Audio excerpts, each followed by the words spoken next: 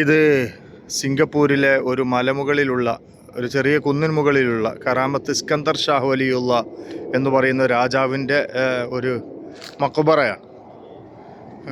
ഇവിടെ ബ്രിട്ടീഷുകാർ സിംഗപ്പൂർ പിടിച്ചടക്കിയ സമയത്ത് ഇവിടെ രാജാവായി ഇരുന്ന അഞ്ചാമത്തെ രാജാവ് എന്നറിയപ്പെടുന്ന ഇസ്കന്ദർ ഷാ വലിയ പണ്ഡിതനും സൂഫി വര്യനുമൊക്കെ ആയിരുന്നു എന്നാണ് പറയപ്പെടുന്നത്. അദ്ദേഹത്തിൻ്റെ മക്ബറയാണ് ഇവിടെ കാണുന്നത്.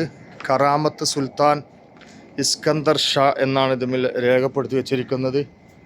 ഏതായിരുന്നാലും വലിയ കറാമത്തിനുടമയാണ് എന്നാണ് ഇവിടെ വന്ന ആളുകളൊക്കെ പറയുന്നത്.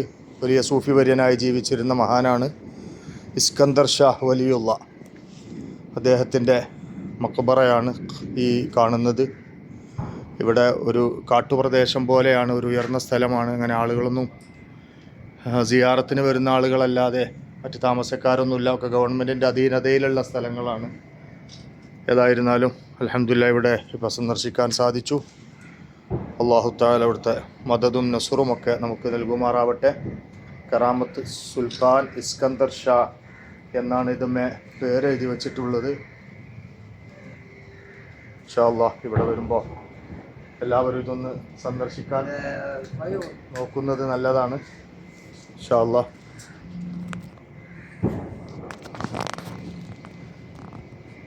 മലേഷ്യയിലായിരുന്നു അദ്ദേഹം എന്നാണ് ചരിത്രത്തിൻ്റെ രേഖകളിൽ കാണുന്നത്. മലേഷ്യയിൽ പോയിരുന്നു. ഇവിടെ യുദ്ധമൊക്കെ നടക്കുന്ന സമയത്ത് വീണ്ടും തിരിച്ചെത്തി ഇവിടെ ഈ കുന്നിൻ മുകളിൽ വന്ന് ഇവിടെ ഇബാദത്ത് ചെയ്ത് കൂടിയ ഒരു മഹാനാണ് എന്നാണ് ഇവിടെ രേഖകളിലൊക്കെ എഴുതി വച്ച് കാണുന്നത്.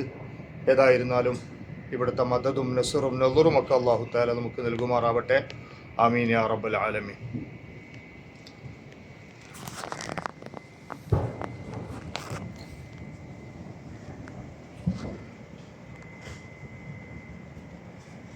Right.